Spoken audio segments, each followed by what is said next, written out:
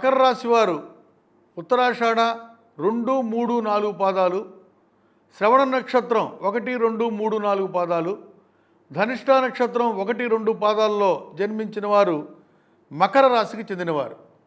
మకర రాశి వారికి ఆదాయం 2, వ్యయం 8, రాజపూజ్యం 1, అవమానం 2.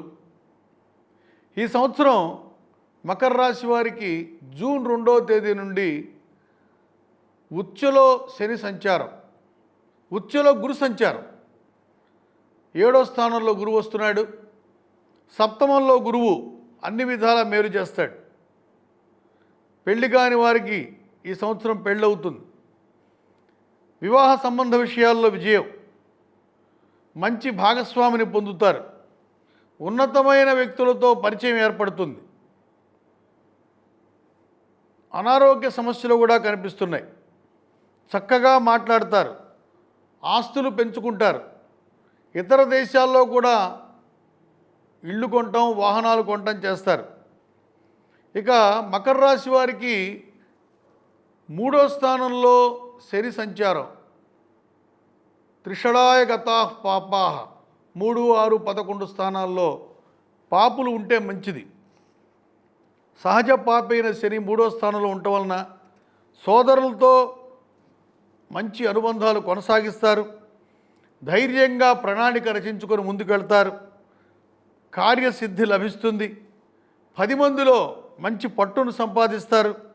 ధైర్యంగా వేసే అడుగు కలిసి వస్తుంది. సునాయాసంగా విజయం సాధిస్తారు.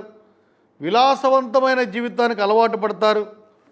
ఆత్మవిశ్వాసంతో, చురుకుదనంతో పనిచేస్తారు. ఆదాయాన్ని తెచ్చిపెట్టే మార్గాలు అన్వేషించుకొని అడుగులు వేస్తారు.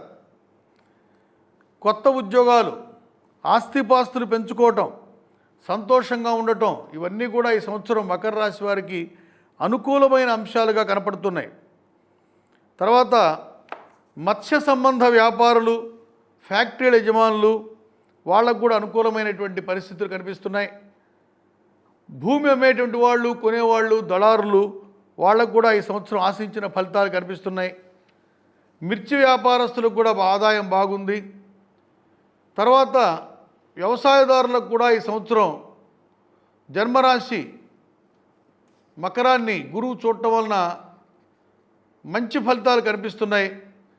రాహు సంచారం మాత్రం వ్యతిరేకమైన ఫలితాలు కనిపిస్తుంది. అంటే ఇతరులతో తగాదా పడటం, దుర్వార్త శ్రవణం, ఇలాంటివి కూడా కనిపిస్తున్నాయి జన్మరాశిలో రాహు సంచారం వలన డిసెంబర్ 5 తర్వాత. అదేవిధంగా విదేశీయానం, ఇతర దేశాలకు వెళ్ళాలనుకునే వాళ్ళకి అనుకూలమైన సమయం, వీసాలు లభిస్తాయి. మొత్తం మీద మకర రాశి వారికి ఈ సంవత్సరం 90% అనుకూలమైన ఫలితాలు కనిపిస్తున్నాయి.